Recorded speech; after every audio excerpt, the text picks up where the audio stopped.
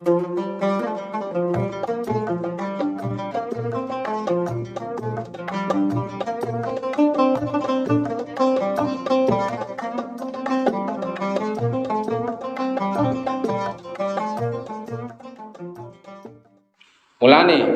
nek sampean pengen jadi ulama, terus ciri utama ulama niku jami'ul bayan. Dia kalau menjelaskan itu indah sekali dan orang itu pasti paham, pasti taslim. Sampean sakniki tak warai tenan iki sampean, tak warai temenan. Sampean kan biasa wiritan la ilaha illallah. Mulai mimpin tahlil sampai kepeksa mergo padha tahlil kabeh akhirnya melok muni. Lah kata Ibnu Qayyim Al-Jauziyah dalam kitab Ziyadatul Ma'ad. Lah kitab Ziyadatul Ma'ad iki kitab kesayangane Syekh Abdullah Al-Haddad sing aran kitab sing aran Radhul Haddad. Niku kitab sing kesayangane Abdullah Al-Haddad. Padahal kitab Ziyadatul Ma'ad niki dikarang oleh muridnya yaitu Imam Ibnu Taimiyah. Abdullah Al-Haddad itu mboten seneng kali Imam Ibnu Taimiyah, tapi seneng kali muridé. Terus yen ulama niku nggih demokrasi, Pak. Gak seneng gurune tapi seneng muridé. Sadene Ibnu Taimiyah niku tiyang sae, tiyang alim, tiyang soleh. Tapi ngerti-ngerti Wahabi niku identik dengan Ibnu Taimiyah. Akhirnya ulama ahli sunnah itu kabeh nyebut iku isim. Mulane kiai-kiai niku mboten wonten sing dalil pola Ibnu Taimiyah niku mboten wonten. Soale wedi dicap Wahabi. Padahal iku Taimiyah niku nggih wong sae lho, Ibnu Taimiyah niku. Di kitab-kitab kita termasuk Sayyid Muhammad Miyambah niku nek nyebut Ibnu Taimiyah niku pola Syekhul Islam. Tapi kan ini sudah milik Wahabi sehingga kita niki akhirnya terus gak gelem nyebut. Parah tenan wong iki ya. Dulu saya niku melihat orang gak kunut niku biasa. Soalnya mergo saya niku sudah tahu karena niku mazhabnya Abu Hanifah gitu. Lah sakniki nek mboten kunut iku diarani Muhammadiyah. Kita niki sebenarnya ahlul ilmi gak tahu kunut iku mazhabnya siapa. Kunut iku mazhab Syafi'i, nek gak kunut iku mazhab Abu Hanifah. Tapi tahu-tahu ini mazhab NU dan ini mazhab Muhammadiyah. Mana ada orang-orang ini jadi mazhab? Ngalime sepiro kok menti jadi mazhab? Tapi masalah ini pun jadi bahasa. Kacau wong ini repot. Nyenengan tak warai tenan. Sampean ben ngelafatno kalimat la ilaha illallah niku keren. Niki keren tenan niki, Pak. Gitu. Ngendikane Ibnu Qayyim Al-Jauziyah niku ngeten.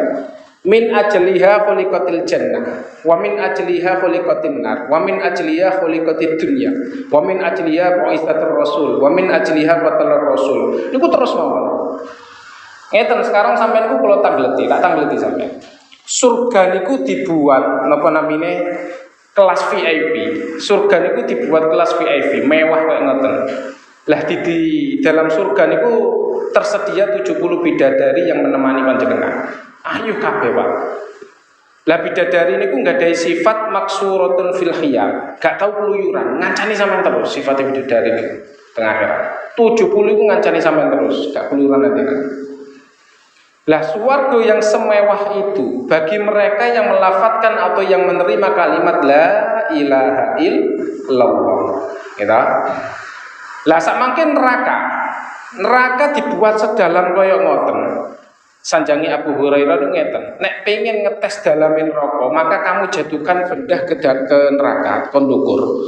Maka itu sampai nang dasar itu 70 tahun. Gitu, kila 70.000 tahun. Betapa dalamnya. Kontraktor pun dia mboten si sakit ngeruk sedalam kaya ngoten. Lah neraka se ekstrem kados ngoten niku bagi dibuat untuk orang-orang sing menolak kalimat la ilaha illallah. Paham iki mriki? Jadi kalimat la ilaha illallah ini luar biasa, Pak. Swarga digawe bagi orang yang nerima, neraka digawe untuk orang yang menolak. Yo kalimat iki nek tahlilan sampean maca mbek turu di sini. Itu kalimat sing digawe alasan Allah gawe swarga. Terus kalimat sing ngelafatno diarani bid'ah padahal itu kalimat yang sangat sakral. Gitu. Pancen nasib akhir zaman itu wis entek pisan, Pak. Gara-gara ngelafatno tahlilan langsung tersangka jadi bid'ah. Oh, berarti kalimat la ilaha illallah itu dibikin karena itu dan neraka itu juga dibikin karena itu. Kemudian Allah niki punya sunnah. Lalu butuh pelatihan. Dikasihlah bumi sama Allah. Allah buat bumi. Bagaimanapun manusia itu butuh latihan, Pak. Dibikinlah bumi sama Allah. Liyabluwakum, terus dites sama Allah, diuji manusiane. Jadi Allah gawe bumi di dalamnya niku wonten kemewahan, ada kemaksiatan, ada haru-hara dan lain-lain. Itu semua dibuat ngetes bahwa sampai niku seiling la ilaha illallah apa urusan dunyane. Gitu. Karena gak fair kalau Allah niku bikin la ilaha illallah tanpa dites. Bikinlah darul imtihan, tempat tes-tesan. Jadi artinya kita dihidupkan Allah itu demi tes-tesan la ilaha illallah. Lah niku disebut kalimatul haqqun 'alaiha nahya. Sebenarnya kita hidup pun itu untuk dites. Pada akhirnya tetap la ilaha illallah apa mboten. Gitu. Terus Allah itu enggak fair ngetes tanpa pemandu, gitu. Akhirnya Allah membuatkan pemandu yaitu Rasul atau Nabi. Wis dikekno bumi, ya gak fair Allah menggekno bumi tok ngetes tok tanpa ana pemandu nih. Akhirnya dibuatno Rasul. Gitu diaruh bumi dan terus ulama dan lain-lain. Gitu. Tapi nek pemandu tok kurang seru, nek mboten-mboten mungsune, gitu. Akhirnya dibuatlah musuh. Kalau ada musuhnya kan seru tadian. Ya akhirnya dibuatkan setan. Aslinya sebagian dari kita niki nggih setan. Setan itu minal jinni wan nas, gitu. Minal jinnati wan nas. Jadi setan itu baik dari jin atau manusia. Nah itu kalau ulama dulu niku pun biasa. A'udzubillahi min syururi anfusina wa min sayyiati a'malina. Sebenarnya kita niku berlindung gak hanya dari setan yang jauh seperti iblis, gitu. Ya setan dirimu sendiri, min syururi anfusina, dari kejelekan diri sendiri, gitu. Pun, gitu. Kalau teruskan malih. Jadi Allah mengutus pemandu ya juga ngecul setan ben fair, gitu.